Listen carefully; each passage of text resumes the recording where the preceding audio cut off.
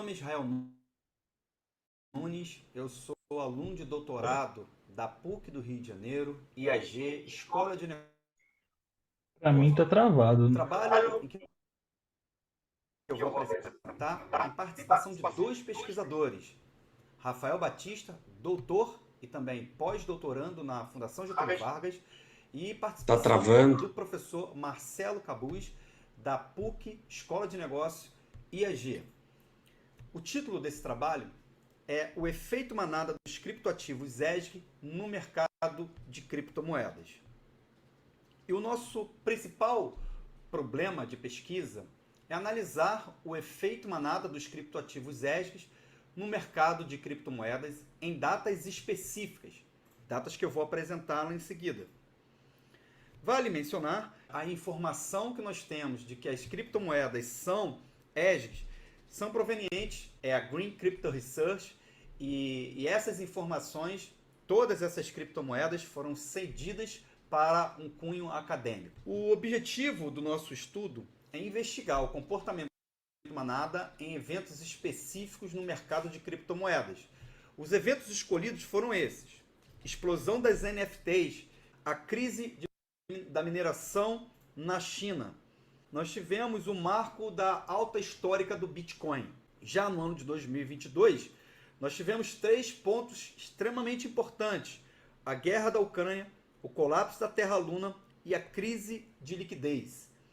Já no ano de 2023, nós tivemos mais 3 pontos importantes: a assinatura do Joe Biden, do presidente americano, a respeito da regulamentação das criptomoedas. Bitcoin 2023 atinge as máximas históricas. E também o ETF de Bitcoin sendo aprovado pelo governo americano. Como vocês podem observar, para cada ano nós escolhemos 3 eventos. E para cada evento nós fizemos e realizamos um range a fim de calcular o efeito manada. Agora eu quero apresentar aqui para vocês toda a metodologia que foi realizada para calcular o efeito manada. Antes disso, eu só quero adiantar e apresentar para vocês as equações que são provenientes desse estudo. Nós temos essa equação que ela me dá a relação do efeito manada. Eu vou detalhar todas essas equações no dia da apresentação com maior rigor e técnica. Essa equação, nós podemos ver a sua resposta de efeito manada nesse gráfico, em que o período de efeito manada são esses períodos onde nós temos as menores amplitudes no gráfico apresentado. Em seguida, nós podemos reescrever essa equação como uma função não linear. Observe que nós temos aqui um termo beta2, e esse termo ele é extremamente importante. Eu vou relatar no dia da apresentação porque a sua importância. Esse termo é ele que vai caracterizar se o determinado criptoativo ele teve um efeito manada ou não, se foi uma manada fundamentalista ou não. Nós vamos observar que eu chego nessa equação em que eu tenho aqui os fatores de fama e friends. E aqui que eu gostaria de chegar para falar com vocês. Os fatores de fama e friends, eu não possuo esses dados para download, né? Sendo assim, eu precisei calcular os 3 fatores de fama e friends através do artigo Fama e Friends de 2012, entre outros também. E aqui, essa metodologia que eu apresento para vocês é toda a linha de processamento, toda a linha de desenvolvimento para que eu possa chegar no valor nos valores de Fama e Friends. Conforme vocês podem observar, o primeiro tópico é que eu tenho uma API da Green Crypto Research, ou seja, a Green Crypto Research ela me oferece quais são as criptomoedas ESGs. Basicamente é isso que eles nos apresentam. Eu tenho aqui os ativos ESGs, aquelas criptomoedas. O que eu preciso fazer nesse primeiro momento é ler esses dados de fechamento dos valores dessas criptomoedas em um determinado intervalo de tempo. Feito isso, o dado ele vai passar por alguns processamentos. Feito esse processo, eu preciso realizar a etapa que foi realizada segundo o Fama Friends 2012, em que eles separam o banco de dados, as criptomoedas, entre 90% do data frame de big e 10% de small. Bom, nós já temos essas criptomoedas e já fizemos essa separação. Após encontrar esses dois bancos de dados, eles se encontrarem nesse ponto, é necessário calcular também, pegar o índice CRIP e também o download do T-bill americano para que seja utilizado na equação de Fama Friends. Posteriormente, nós fazemos um novo processamento nos dados. Eu preciso realizar análise de alguns retornos. O cálculo do retorno ponderado, eu consigo calcular o fator de mercado. Com o retorno semanal, eu consigo calcular os dois fatores, o small menos big e o DMU. Agora aqui sim, eu consigo, com essas informações, chegar no meu interesse, que é nos valores que são provenientes, se é manada por fundamento ou por não fundamento dessas criptomoedas. O que acontece? Quando eu calculo, existe um resíduo. Esse resíduo ele é extremamente importante para que eu chegue nesse valor aqui, que é justamente o efeito manada não por fundamento. Consequentemente, eu consigo calcular o efeito manada por fundamento, e aí nós escrevemos esses dois parâmetros que eu tenho em termos dessas equações, a fim de descobrir se beta 1, se beta 2 é positivo ou negativo e se ele é estatisticamente significativo. Aqui eu apresento para vocês os resultados preliminares somente do efeito manada utilizando os parâmetros de Fama Friends. Agora, o resultado final é esse resultado aqui que eu vou apresentar. Esse vai ser o resultado que nós vamos debater na apresentação. Mas para que a gente possa terminar essa apresentação, eu trago para vocês a resposta que nós temos em função do efeito manada. Observe que para o efeito manada de Fama Friends, o terceiro termo é o termo de maior interesse, ou seja, se ele é negativo e estatisticamente significativo. Se assim for, nós vamos afirmar que nós tivemos um efeito manada acontecendo naquele dia, naquele evento específico, como nós podemos observar aqui, tirando a alta do Bitcoin, a assinatura do Joe Biden, todos os outros eventos, eles são significativos, observem,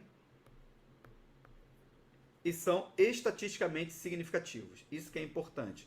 Bom, esse foi o trabalho. Nós temos muito que detalhar e apresentar, falar sobre ele, trazer mais rigor técnico e teórico. Então, eu aguardo vocês no dia da apresentação para que eu possa detalhar e sanar todas as dúvidas. Muito obrigado. Até a apresentação. Tchau, tchau.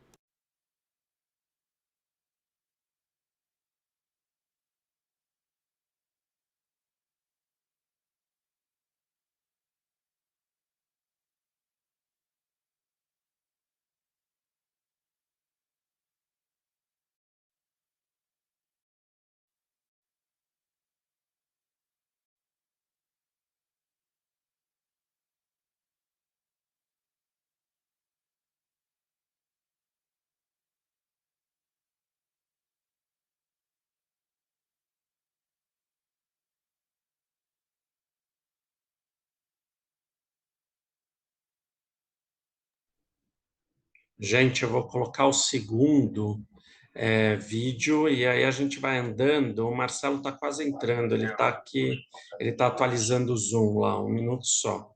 Vamos para o segundo, que é o. Peraí, deixa eu ver aqui.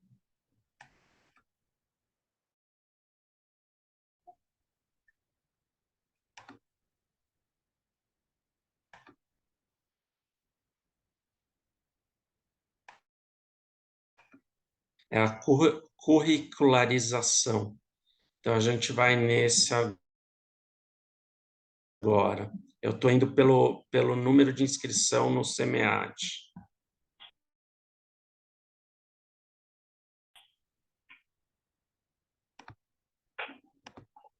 Vamos lá.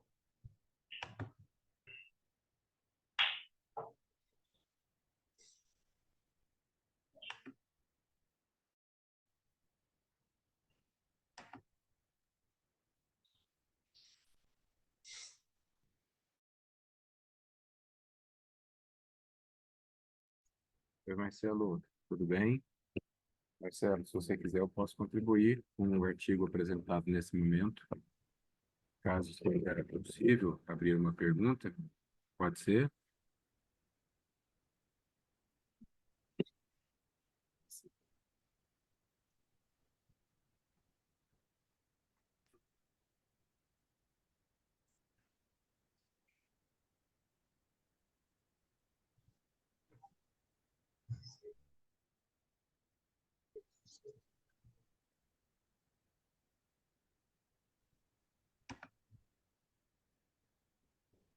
Espera aí. Não compartilhou. Um minutinho só.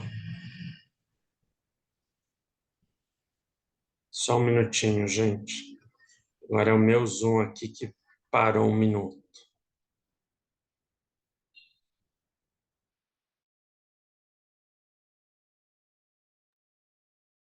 Marcelo, caso você queira,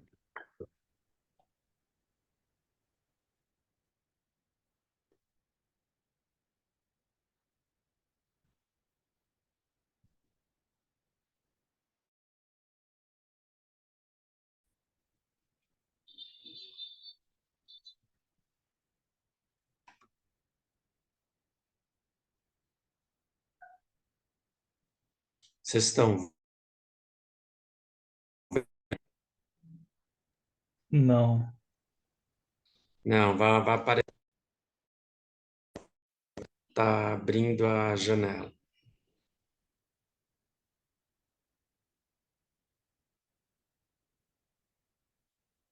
Pronto. Agora vocês estão vendo? Sim, só não está em tela cheia. Vou colocar na tela cheia, um minutinho só.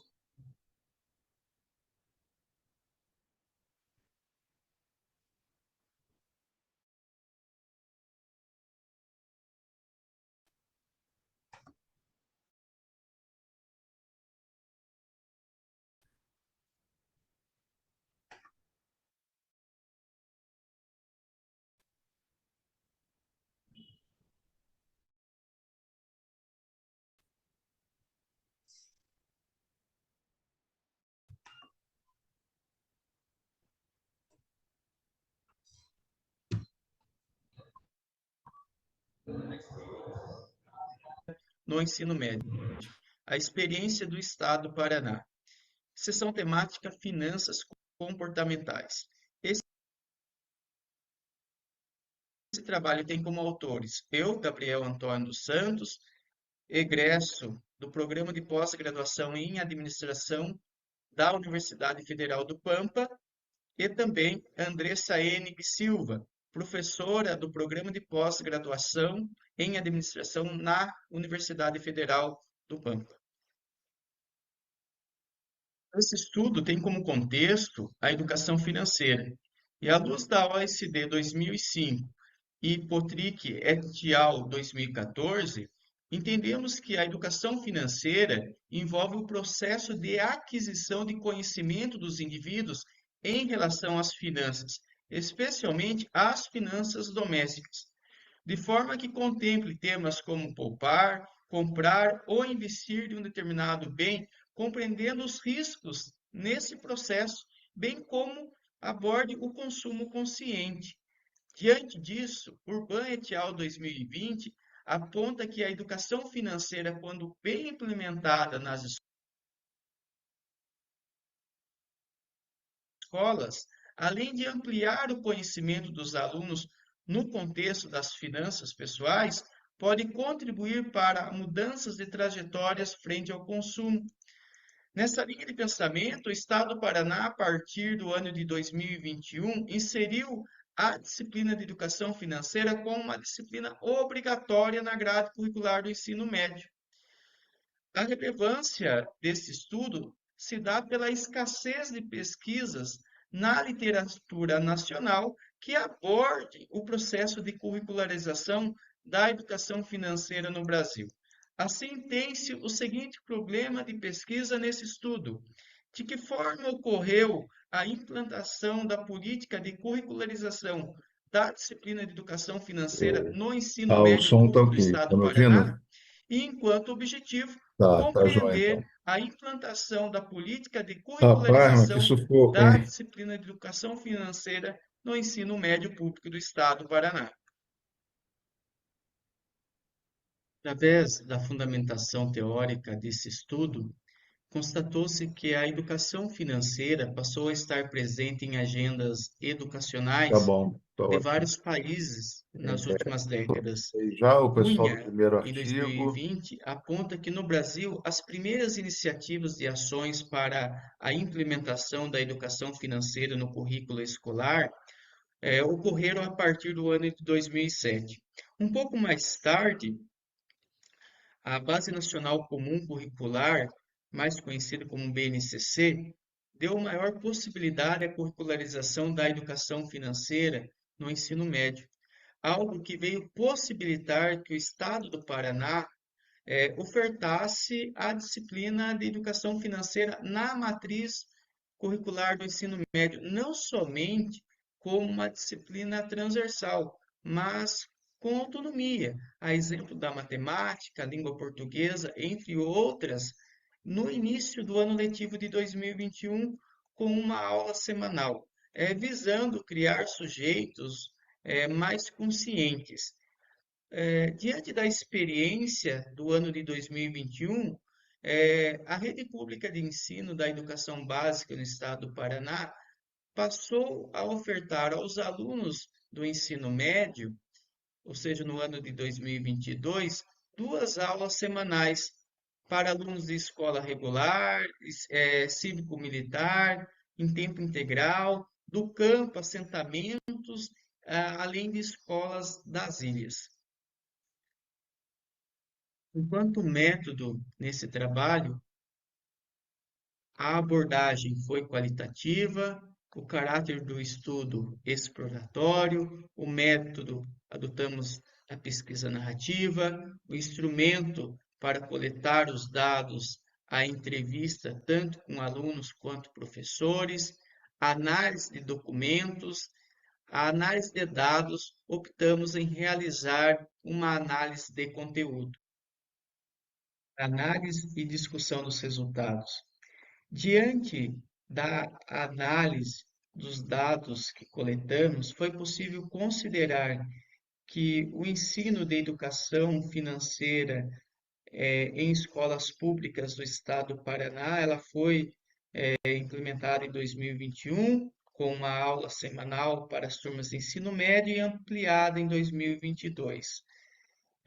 Uns pontos de atenção que pudemos constatar é que a Secretaria de Educação ela não fez uma consulta sistemática à comunidade escolar sobre a necessidade de implantação dessa disciplina. E pensando em uma gestão democrática, seria algo importante. Para os docentes, ocorreram falhas no processo de formação para administrar essa disciplina, lembrando que eles não vêm de uma formação específica em educação financeira, mas em matemática. Considero que não estão totalmente preparados para administrar esta disciplina. Também não conseguiram apontar a metodologia específica que utilizam para ensinar educação financeira aos alunos. Considero também que o material que é disponibilizado a eles para tratar sobre educação financeira com os alunos precisam de referências bibliográficas mais consistentes. Embora tenha alguns pontos críticos, na visão tanto dos professores quanto dos alunos, o ensino de educação financeira está sendo muito importante no processo de ensino do ensino médio. Enquanto considerações finais, apontamos que há necessidade da Secretaria de Educação do Estado do Paraná ofertar uma melhor formação para os professores que ministram aula de educação financeira. Também apontamos que, tanto na visão dos professores quanto dos alunos, embora tenha alguns pontos críticos, o ensino da disciplina de educação financeira é muito importante. O nosso estudo, ele lança, né, uma possibilidade de pensar sobre uma política educacional de Estado em relação à educação financeira, mas houve uma limitação, porque nós conseguimos a participação somente de uma escola, poderia ter tido a participação de outras, caso quisessem participar. Enquanto estudos futuros, sugerimos uma comparação entre estados que adotaram a disciplina de educação financeira como uma disciplina obrigatória e autônoma na matriz curricular, bem como entender se a formação dos professores de educação financeira apresenta algum impacto na alfabetização financeira dos alunos.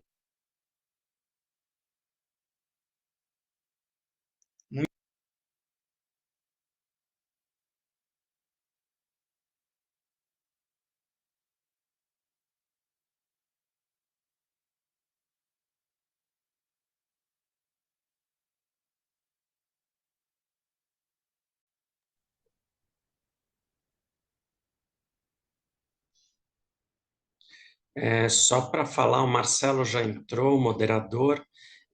Eu resolvi mudar. Nessa sessão a gente vai apresentar os 4 trabalhos e depois a gente discute, tá bom? A gente alterou isso para dar tempo do Marcelo também entrar na sessão. Então, vou para o terceiro agora e depois a gente apresenta o 4 e depois a gente discute os 4, tá bom? Ok? Marcelo, quer falar alguma coisa? Toca aí, tá com você. Marcelo, muito obrigado. Bom dia a todos. Eu peço desculpa aí pelo atraso. Tem um probleminha técnico aqui que, graças ao meu xará, aí conseguimos resolver. E desejo um bom seminário a todos, bastante proveitoso. Muito obrigado.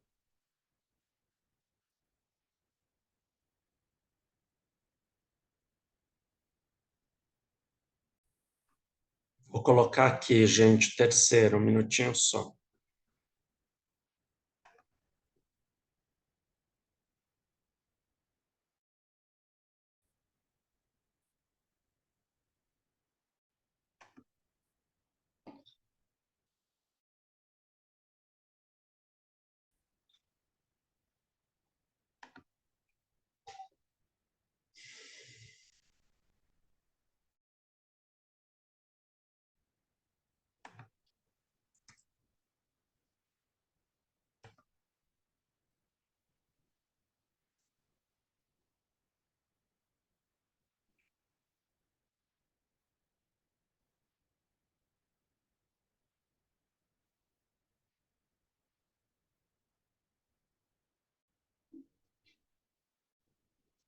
Só um minutinho que eu vou entrar no site do YouTube, porque esse eu não tinha ainda colocado, um minutinho só. A gente vai agora para literacia financeira no meio rural.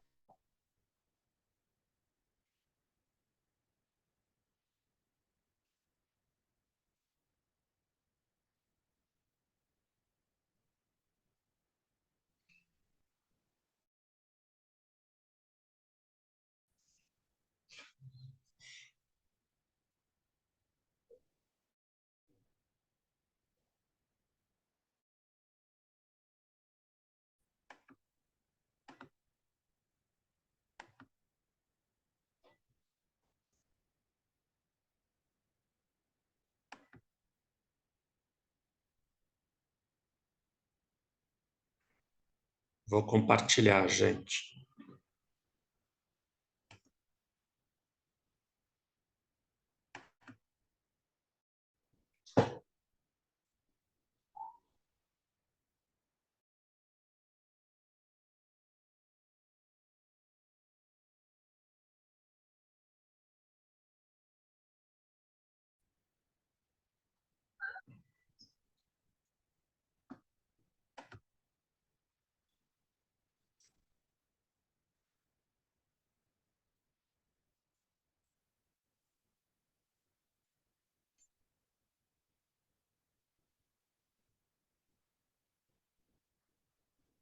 Vamos lá.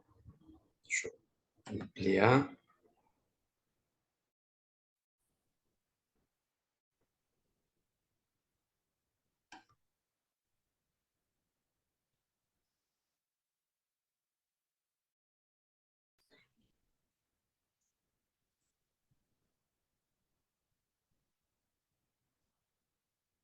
Vou apresentar esse trabalho, que é parte da tese de doutorado em agronegócios da Lidiane, em colaboração, então, com as professoras Ângela e Letícia.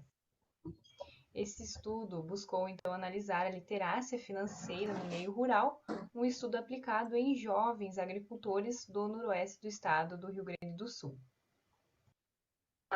Então, fazendo uma contextualização sobre o tema e assuntos que foram tratados nesse estudo, é importante entender as principais diferenças com relação aos conceitos de educação financeira e literácia financeira, ao passo que a educação financeira ela considera e tem um foco maior sobre o conhecimento financeiro, a literácia financeira ela vai além, ela considera o conhecimento financeiro, mas também construtos como atitude e comportamento financeiro sobre o dinheiro das pessoas. E, considerando isso, sabemos o quanto as finanças elas fazem parte do dia a dia das pessoas e entender esses conhecimentos básicos sobre economia e sobre finanças é primordial para obtermos resultados mais positivos e um bem-estar ao longo da nossa vida. Além disso, é importante medirmos e avaliarmos esse grau de conhecimento e compreensão que as pessoas têm, que nós temos sobre finanças. E poucos estudos abordam, muitas vezes, esse comportamento econômico dos indivíduos. E quando vamos para a literatura, alguns públicos, como o de produtores rurais, os estudos são mais escassos ainda, especialmente quando se trata do contexto brasileiro e a análise voltada para a literacia financeira. E isso se faz importante de forma principal, de maneira substancial para a satisfação do bem-estar financeiro desses indivíduos ao longo de sua vida. Por isso, estudar sobre esses temas num contexto específico como o de produtores rurais. Diante disso, questionou-se qual o nível de literacia financeira de jovens produtores rurais e existe um instrumento que auxilie na medição da literacia financeira dessa população. Então, com base nesses principais questionamentos, elaborou-se essa pesquisa e os seus objetivos. O objetivo geral dessa pesquisa, então, foi avaliar o nível de literacia financeira de jovens produtores rurais, em busca também de validar um instrumento que auxilie na medição da literacia financeira dessa população.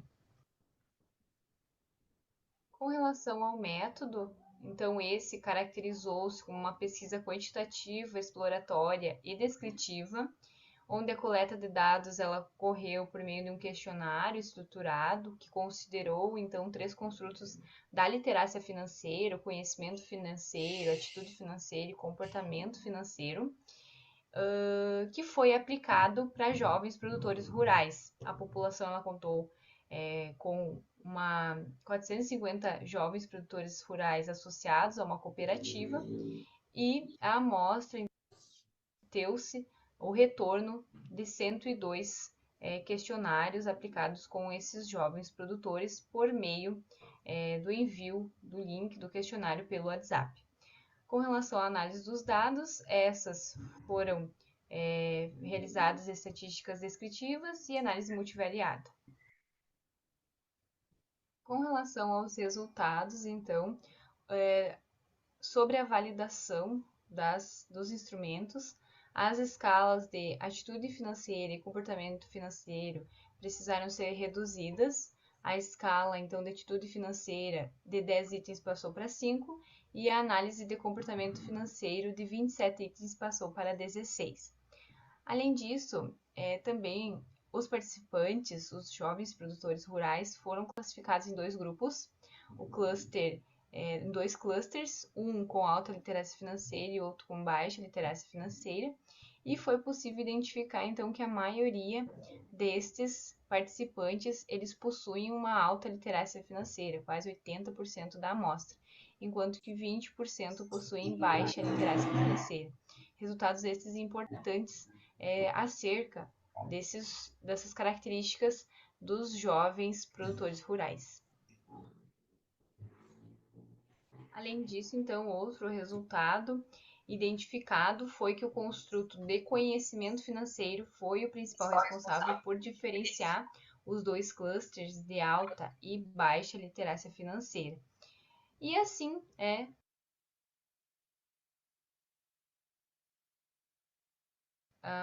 considera-se que tais resultados são importantes, principalmente para identificar a literacia financeira desses jovens produtores rurais e que fazendo com que, né, esses jovens então tenham uma maior contribuição aí de um bem-estar financeiro ao longo de sua vida, já que especialmente é ainda mais importante quando desenvolvida na juventude tais conhecimentos.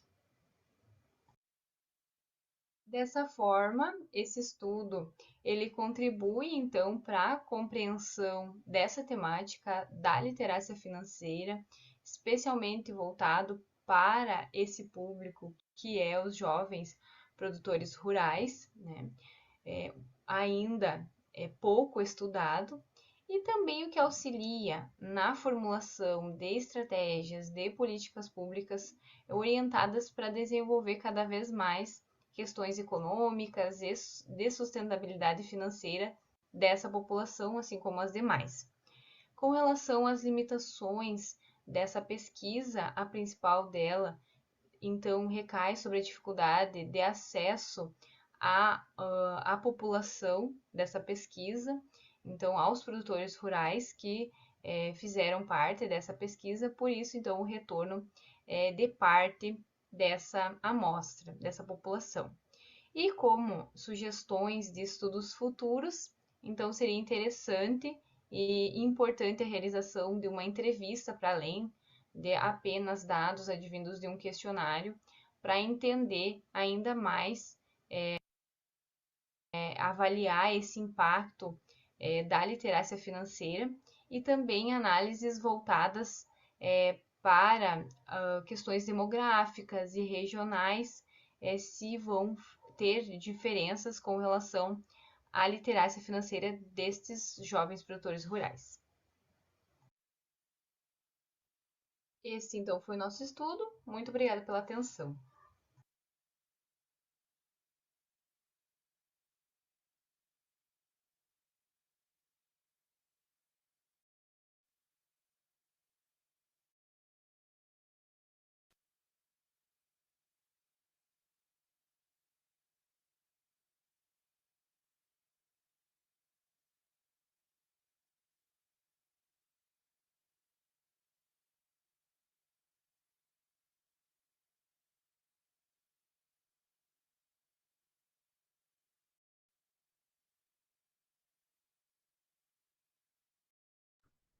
Vou colocar agora o último, e depois a gente vai discutir. Aí vai ter uns 30 minutos para a gente discutir. Um minutinho.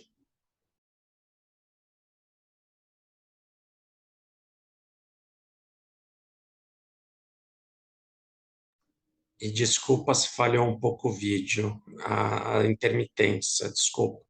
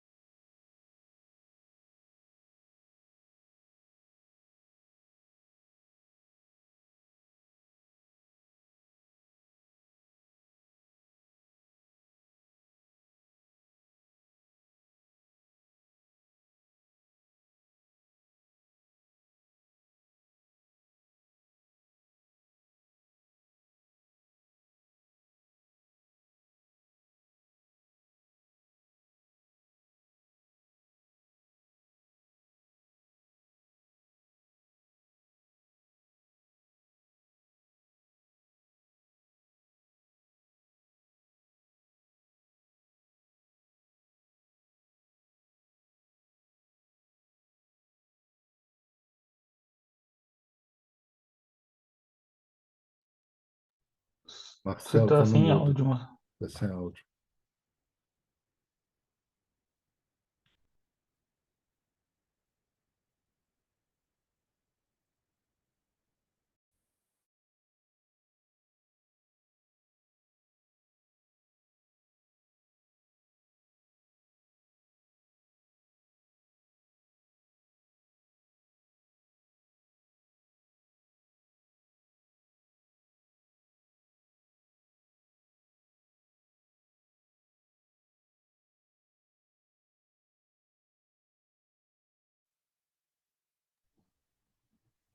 Desculpa a demora, que demorou para carregar o vídeo do YouTube.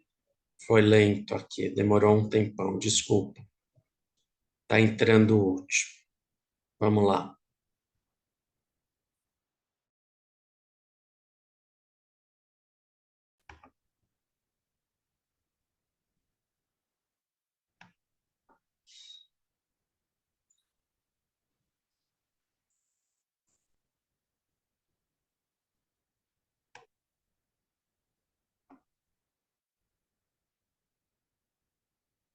investimentos. Ele representa a possibilidade de que resultados reais possam diferir das expectativas, podendo resultar tanto em perdas quanto em ganhos. O risco não é algo que deva ser evitado, e sim gerenciado estrategicamente de acordo com o perfil de cada investidor. No Brasil, existe um alinhamento de regras entre a Comissão de Valores Imobiliários e a Anbima para classificar o perfil de risco dos investidores. Contudo, os métodos tradicionais, baseados em questionários padronizados, muitas vezes não capturam as verdadeiras preferências e riscos dos investidores. Essas inconsistências podem levá-los a assumir mais riscos do que os desejado, acarretando em má alocação de recursos e potenciais perdas financeiras, dificultando também aos investidores de atingirem seus objetivos. Diante dessas preocupações, surge a pergunta: como podemos melhorar a avaliação do perfil de risco dos investidores? Nesse sentido, a teoria do prospecto, mais precisamente a aversão à perda, um dos seus componentes principais, oferece um caminho promissor para compreender melhor o comportamento de risco dos investidores. A aversão à perda é a ideia de que, quando comparamos o prazer de um ganho ou a dor de uma perda de mesmo valor, as perdas parecem maiores do que os ganhos. E as pessoas possuem diferentes níveis de aversão à perda, mudando, portanto, a sua disposição em assumir riscos. Este estudo propõe uma nova abordagem para a avaliação do perfil de risco. Combinando a teoria do prospecto, a análise envoltória de dados e a análise de quadrantes, buscamos uma avaliação mais precisa e personalizada, que leve em consideração a complexidade do comportamento humano. Para isso, desenvolvemos um questionário online composto por 3 etapas. O primeiro era um questionário que avaliava a capacidade de risco do investidor. O segundo, o conhecimento de risco. E a terceira etapa era composta por 3 elicitações que nos permitiam identificar o grau de aversão à perda do respondente. A amostra do estudo foi composta por 211 pessoas, 55% do sexo masculino, 73% possuem algum tipo de investimento, tendo em sua maioria até 24 anos e renda mensal entre 2 e 5 salários mínimos. A partir das respostas do questionário, utilizamos a análise envoltória de dados para gerar pontuações que revelavam a eficiência ou ineficiência dos indivíduos dentro de cada uma das dimensões analisadas. Ainda criamos uma quarta dimensão, a competência financeira, que une a capacidade de risco e o conhecimento de risco. Usando o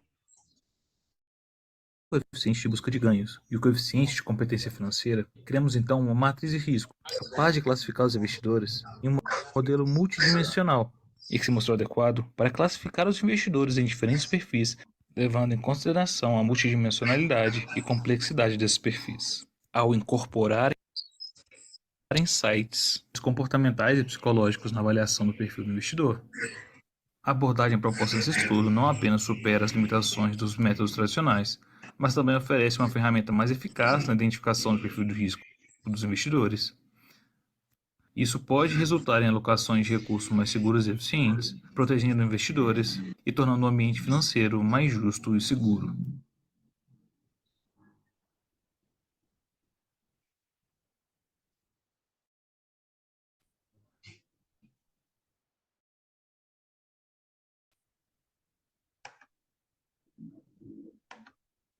Marcelo, é com você agora, está na tua mão. Terminou os 4.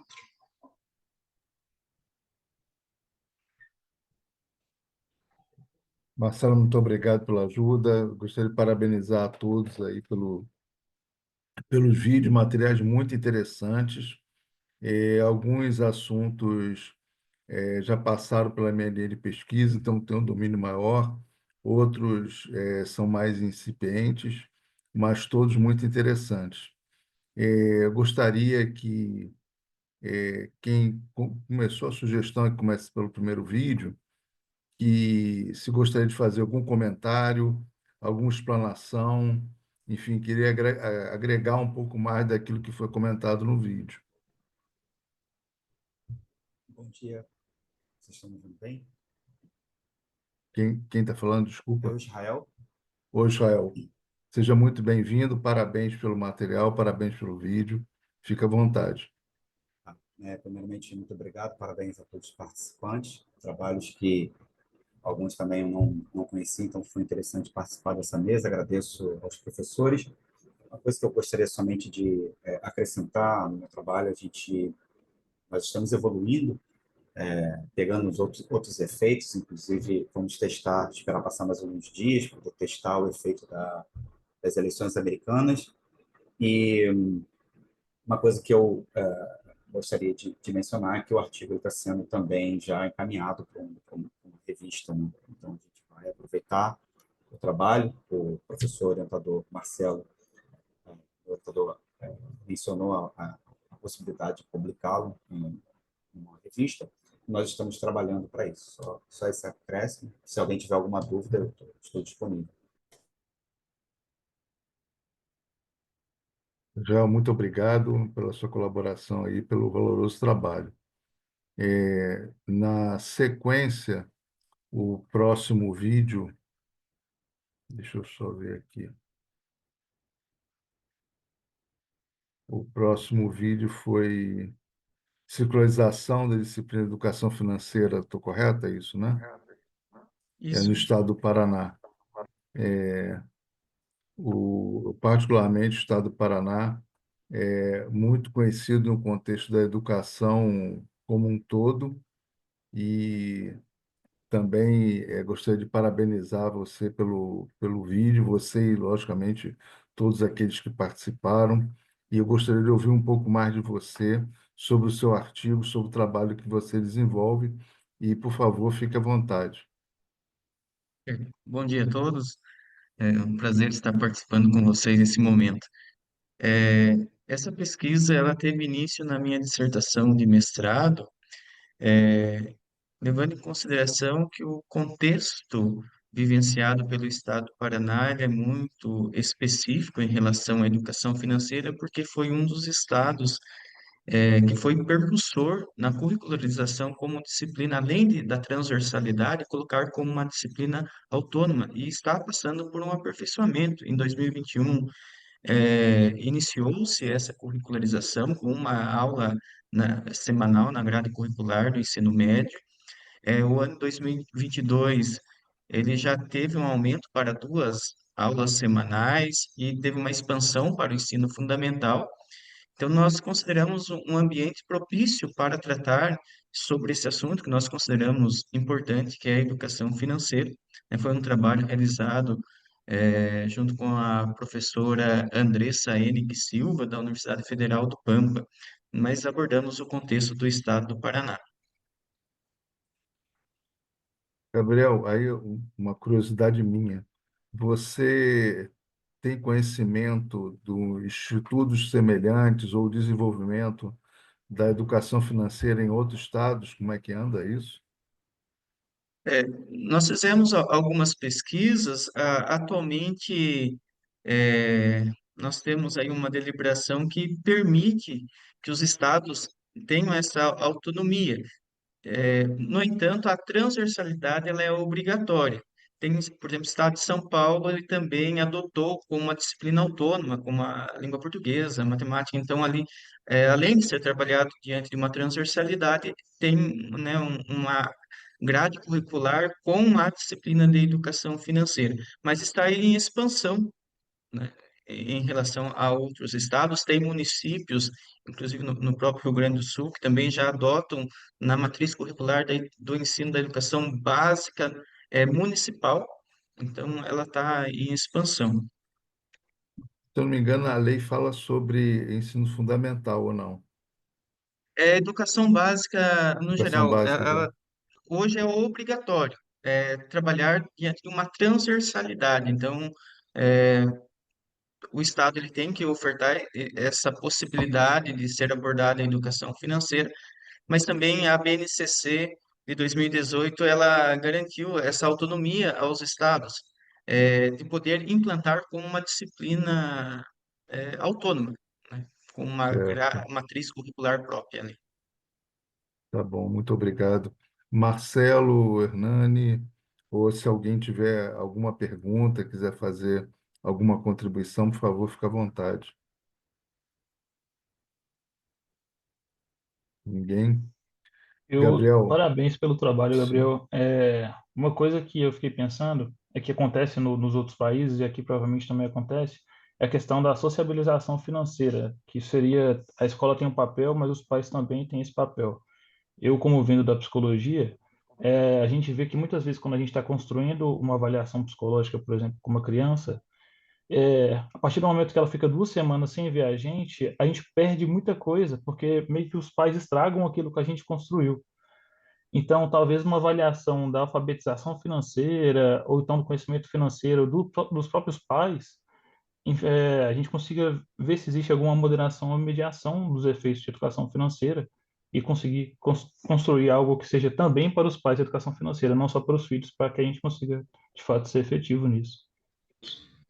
E eu acho que a educação financeira está bem legal, porque já virou lei nas escolas públicas, então vai entrar como matéria já para essas escolas, e as privadas também estão correndo atrás. E eu acho que faz todo sentido, porque eu sou CFP e planejador financeiro é o que mais dá problema na fase adulta é a pessoa não ter controle sobre o dinheiro e gasta mais do que ganha. Então, eu acho que se ensinar isso desde o início para os alunos, isso traz uma vantagem aí para terem pessoas mais conscientes com o dinheiro. Obrigado, excelente, Marcelo. Mais alguém gostaria de fazer alguma contribuição? Ou o Gostaria. Gabriel, se quiser fazer uma consideração final, Professor, se o senhor me permite, eu gostaria de fazer uma pergunta, posso? por favor, Me muito permite apenas no bem-vindo. intuito de contribuir. Parabéns, Gabriel, parabéns também ao Israel, que apresentou o primeiro trabalho. Gabriel, gostaria de fazer uma pergunta, ou de repente uma contribuição, de uma certa forma, mas no intuito de enxergar a sua visão. De repente, dentro do artigo, ou então até mesmo prática, sabe? Isso que o Guilherme comentou sobre essa dificuldade, né, daquele propagador, eu também enxergo e corroboro com a mesma opinião também. De uma certa forma, quais foram, para você, na sua visão, quais foram os principais desafios, né, que você enxerga como um problema nesse processo de implementação dessas disciplinas de educação financeira? É como se eu falasse assim, quais são os desafios que impactam basicamente a qualidade do aluno, porém, com um passo antes, o desafio de colocar aquela pessoa, professor, para propagar essa disciplina. Na sua visão de pesquisador, ou então, de repente, até mesmo você chegou a colocar algum ponto relacionado a isso no seu artigo? Obrigado pelas observações. É, Em relação assim, o principal desafio, pelo que eu percebi, está sendo na formação dos docentes em educação financeira para propagar esse conhecimento de educação financeira para atingir a alfabetização financeira. Percebeu-se que, propriamente, todos os professores entrevistados apontam que têm dificuldade em relação a temáticas específicas como investimento, e é uma demanda dos alunos. E os próprios professores disseram, olha, nós não sabemos sobre investimento, né? A formação que nos foi dada, ela deixou a desejar em muitos pontos. Nós ainda falaram, né? Nós viemos é, da matemática. Então, quando fala em taxa de juros, nós sabemos ali. Mas quando fala em investimento, nós temos dificuldade. Então, pensando em relação à educação financeira, para conduzir os alunos à alfabetização financeira, eu creio que o principal desafio seja essa formação dos docentes, que eles estejam preparados, porque muitos eh, não têm conhecimento nem propriamente de uma metodologia adequada para tratar a educação financeira com os alunos, muito menos de temáticas específicas. Foi o que, durante as entrevistas, constatamos. Gabriel, obrigado pela resposta. É a minha opinião também. A minha opinião vai muito se ao encontro de um docente preparado, ele proporciona uma motivação maior para o aluno, que é aquela, vamos assim dizer, uma criança. Podemos dizer que é uma criança na área financeira, né? É claro que nós estamos falando aí de jovens e adultos, mas essa dificuldade aí realmente eu também enxergo. Mas como prático, obrigado por você ter contribuído com a tua opinião de pesquisador. Eu que agradeço. Muito bem.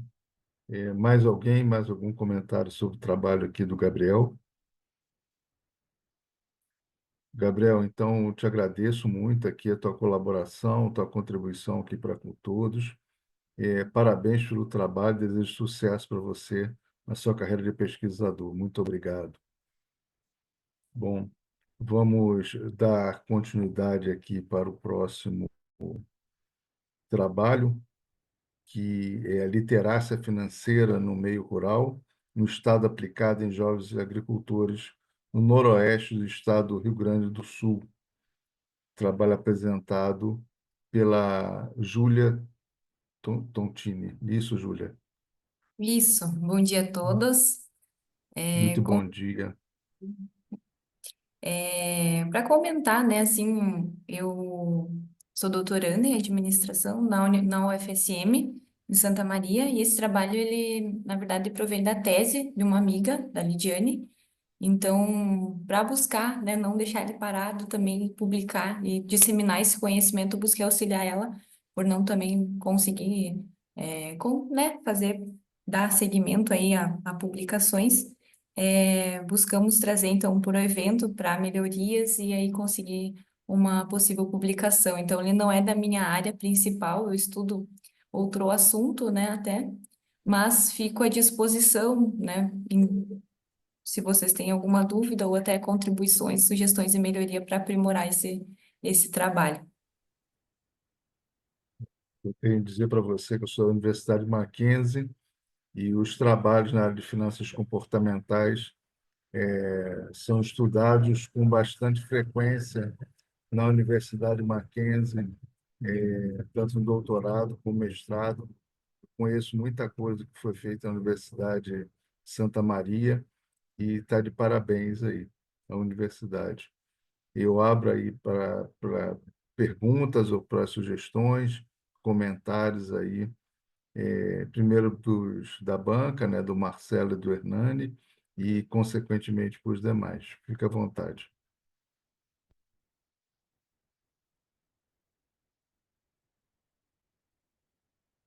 Eu tenho uma pergunta para a Júlia. É, se para medir essa literácia financeira, vocês usaram algum autor em específico? Sim, agora eu não lembro bem certinho quais foram os autores, mas tem um quadrinho ali considerando ali o questionário, né? E quais as obras. Mas conhecimento Não financeiro foi já é muito estudado, né? Então, foi validado da atitude financeira e do comportamento financeiro. tá certo. Júlio, uma pergunta aí minha, né? Para a pesquisa, você usou que metodologia? Se você usou equações estruturais, o que foi utilizado? Como eu falei, assim, essa parte eu não participei ativamente, né? Tá, Então, é proveniente da tese da minha colega Lidiane. Mas foram feitos testes estatísticos, sim. Agora eu não lembro bem exatamente quais foram todos os testes estatísticos que foram feitos até. tá bom, tá ótimo. Bom, volto a palavra aqui para os nossos participantes, se alguém tem mais algum comentário.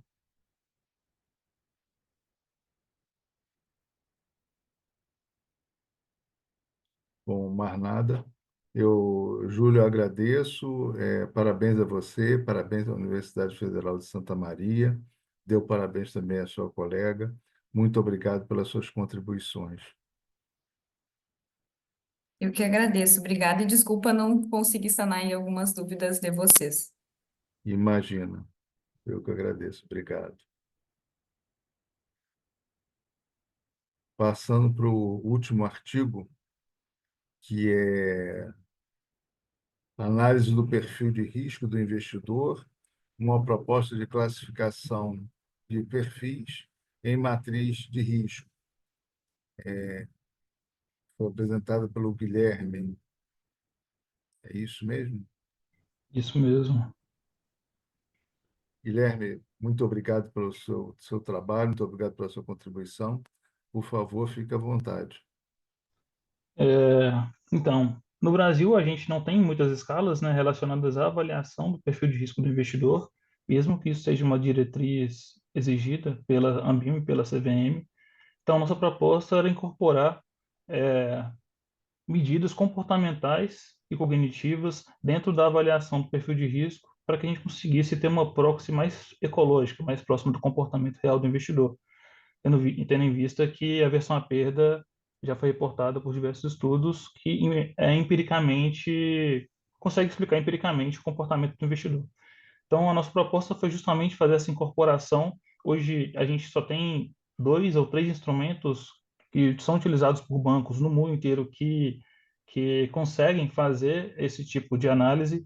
Nossa proposta, então, era trazer isso para o Brasil e modificar, né? Trazer isso aplicado ao contexto brasileiro.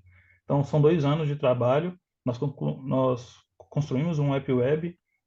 Agora ele está sendo aprimorado e vai para um site sendo disponibilizado publicamente e pretendemos aí continuar estudando ele e aprimorando e validando outros construtos dentro dele. Muito bom.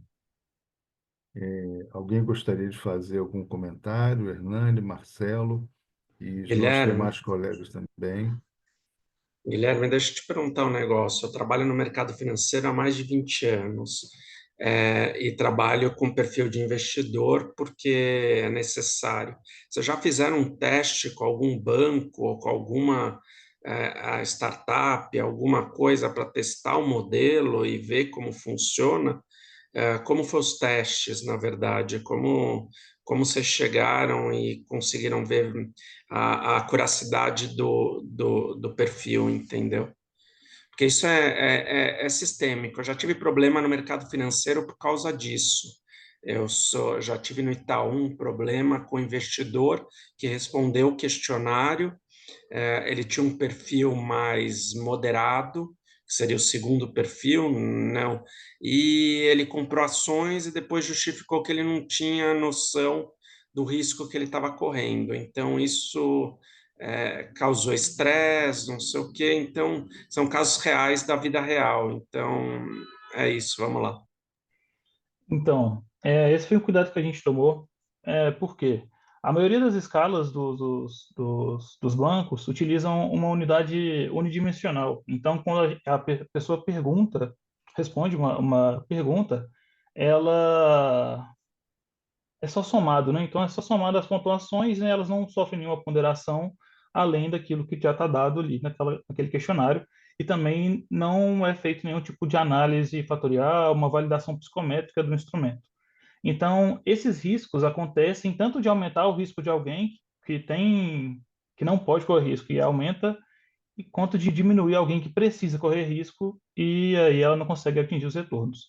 O cuidado que a gente tomou foi de tentar fazer essa validação psicométrica para as escalas psicométricas e para a versão a perda em específico, a gente utilizou uma modelagem axiomática, muito próxima da do Kahneman e do Tversky, só que aprimorando ela para que a gente conseguisse reduzir ao mínimo o número de perguntas. Então, a gente consegue terminar ela com 6 perguntas, a versão à perda, a tolerância ao risco da pessoa, e depois a gente faz análise de quadrantes para conseguir identificar a localização da pessoa dentro da fronteira eficiente. Então, a gente teria, por lógica, a linha, na linha da fronteira eficiente, qual o perfil da pessoa. Então, a gente consegue maximizar o risco em relação aos riscos possíveis de serem corridos, ou minimizar o risco para aquela pessoa que não quer correr risco, mas tem perfil para correr. Então, a gente leva em consideração as preferências dela. A nossa validação, infelizmente, a gente não conseguiu ainda mandar para banco pelas burocracias de Universidade Federal mesmo. A gente teve a oportunidade, só que a gente não conseguiu porque a burocracia era tanta que a gente não tinha prazo para conseguir terminar o projeto em tempo hábil se a gente fosse fazer isso. Mas no mestrado, a minha pretensão é continuar o instrumento, aprimorar ele e conseguir rodar isso em banco. Muito bom. Alguém mais gostaria de fazer algum comentário, alguma contribuição? Bom, Guilherme, eu tenho uma experiência que eu gostaria de compartilhar com você, e aproveitando também que nós estamos com um tempinho aqui sobrando, assim como o Marcelo, eu acho que isso é um defeito dos Marcelos, né? Tá vindo do mercado financeiro, então eu venho da área do mercado financeiro, mas só que mercado financeiro voltado exclusivamente à previdência, aberta e fechada. E aí eu vou compartilhar uma experiência com você que tem absolutamente tudo a ver com o teu trabalho, né? Nas entidades de previdência fechada, quer dizer, eu trabalho no mercado financeiro, na área de previdência, hoje eu sou acadêmico e tenho empresa de consultoria também na área de previdência e investimentos, né? E para contextualizar a coisa.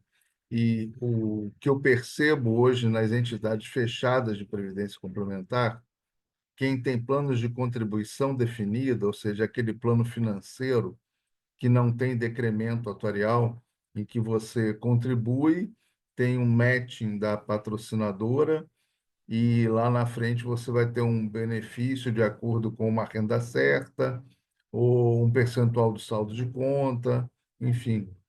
Então, muitos desses planos de contribuição definida possuem perfis de investimento, né? E eu não sei por quê, mas todo mundo gosta de dar o nome moderado, conservador e agressivo, né? Como se isso representasse alguma coisa, né? E ao fazer essa atribuição, não é feito, ou se é feito de forma muito precária, essa avaliação que você tá estudando. E o que é pior, além de você não ter um critério muito sólido, consistente para fazer essa avaliação, você deixa muitas vezes isso solto. Ou seja, ao participando do plano de previdência, ele vai para o perfil agressivo. Aí, quando o mercado não vai bem, e aí ele quer mudar para o perfil, olha, o mercado aqui não foi bem, tem muita renda variável, eu vou mudar para o perfil conservador. Então, ele vende na baixa e vai para o perfil conservador.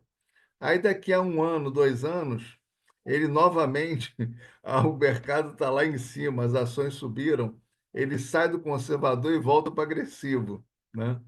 Então fica nesse vai e vem, e isso tem causado muita perda nos fundos de pensão. Não distante disso, na previdência aberta, aí eu falo de PGBL, VGBL, eu acho que a situação, se não é igual, é pior. Isso eu estou vendo na forma empírica, na prática, não do meio acadêmico. Então, seu trabalho ele vem assim, é primordial, isso para a gente prestar mais atenção no que está sendo feito aí. E, enfim, gostaria de parabenizá-lo aí pelo seu trabalho, tá? Eu gostaria de retornar, que já que ainda temos tempo, ao trabalho inicial que fala sobre o efeito manada de criptoativos no mercado criptoativos ESG no mercado de criptoativos, né? que foi feita, que foi apresentado pelo Israel. Israel, eu lembrei de um fato, né? Falando aqui com o Guilherme sobre essa questão de criptoativos e como que isso junta uma coisa com a outra, né? Essa questão de efeito manada e o trabalho que é necessário para a divulgação e entendimento de criptoativos, né? Porque o que eu tenho visto de forma extremada, né? Ou indivíduos que não querem falar sobre criptoativo, como o criptoativo fosse algo fosse marginal ao mercado, e outros que veneram o criptoativo sem saber sequer como você vai avaliar esse tipo de ativo, né? E inclusive no mercado de previdência, né? Eu tive um contato semana passada com o governo federal, com o órgão regulador na área de previdência, e conversando com um diretor dessa área, era abominável. Não se pode, porque o dinheiro da Previdência ele é sagrado e você não pode permitir, temos que proteger o participante dele mesmo, né? Então, a visão bastante extremada. E na outra ponta, muita gente mais jovem, né, ansioso por correr risco, querendo ter planos de previdência com criptoativos assim, talvez um pouco imprudente, né? Eu gostaria, Charles, se você tivesse algum comentário, por favor, fique à vontade.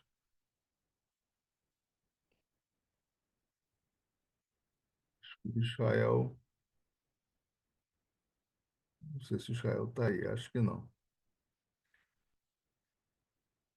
Bom, enfim, alguém gostaria de fazer algum comentário sobre esse assunto ou sobre qualquer outro assunto que nós tenhamos abordado aqui?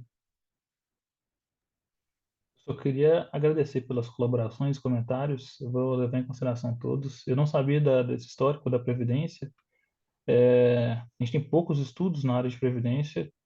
Acho que o Muito mercado pouco. assume um pouco que, como já está meio tarde para o planejamento financeiro, é uma coisa que dá para postergar mais ainda. Então, a gente não tem tanto acesso a essas informações, mas que são importantes de serem levadas em consideração. Obrigado. Até na área de previdência, você tem algumas autoras internacionais, como Olivia Mitchell, Ana Maria Luzardi, que como eu sou muito voltado para a área de previdência, eu estou sempre discutindo essas autoras aí. Tá? Marcela Hernani, eu volto a palavra para vocês, para as considerações finais, e agradeço a participação, a presença, a participação de todos, parabenizá-lo pelos trabalhos aqui apresentados e desejo sucesso também. Eu só peço uma atenção especial para vocês avaliarem a sessão, está no chat, já coloquei lá. E só um comentário à parte, nesses 20 anos de mercado financeiro, que nem o Marcelo, a gente aprende muita coisa na prática. E hoje, como doutorando da FEA, eu estou pesquisando outras coisas que acontecem na academia, que acontecem na prática. Eu estou provando umas coisas que vieram e que são nítidos que acontecem na prática. Então, essa questão do Guilherme, a questão dos criptoativos de SG, são tudo coisas que realmente, e mesmo a educação financeira, né?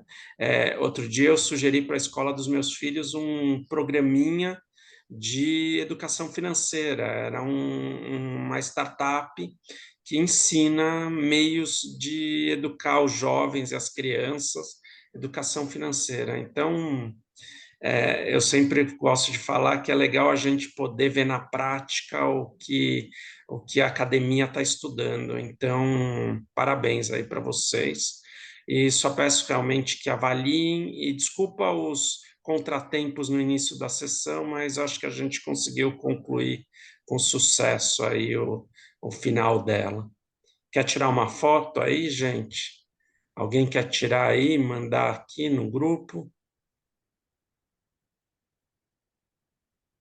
Vamos lá. Deixa eu ver se eu consigo. Eu não lembro como eu coloco os participantes para tirar. Deixa eu ver aqui. Espera aí. Deixa eu tirar o negócio. E... Hernani, você sabe como faz isso? Eu nunca fiz aqui no Zoom. Coloquei todo mundo em cima, mas não aparece todo mundo. Espera aí. O Israel tá aí? Só tá faltando ele, o Roberto também, se quiser colocar o vídeo, fique bem à vontade, mas eu Eu não consigo estou subir conseguindo, aqui, peço perdão, não estou conseguindo colocar o vídeo, pessoal, desculpa, tá? não tem Eu tentei problema. colocar aqui a câmera, baixei o aplicativo, peço perdão. Ok, ok, Roberto, obrigado por ter aberto a sua câmera. Deixa eu enxergar aqui, agora nesse momento, só um segundinho, deixa eu ver se deu certo. Só um segundinho.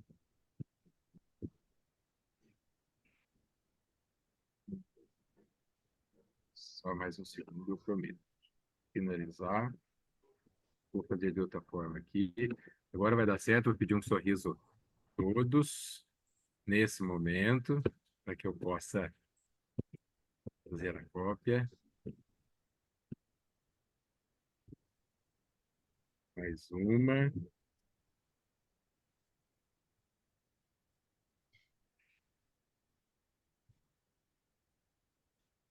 Pronto, agora sim. Pronto, está feito. Vou colocar no chat aqui também para vocês. Mas está feita a foto. Obrigado, obrigado. Obrigado, gente, pela atenção aí. Sem problema, Israel, sem problema algum. Bom final. Abriu agora. Ó, ó que engraçado. Agora abriu, Israel. Vamos tirar outro, então? Vamos? Podemos? Roberto, volta aqui. Então vamos lá. Só um segundinho. Um segundo só. Mais um pouquinho. Ó, Israel, vou pegar agora aqui. Segundo. Agora sim, o sorriso. Peraí, saiu só uma parte, desculpa. Dedinho aqui tá.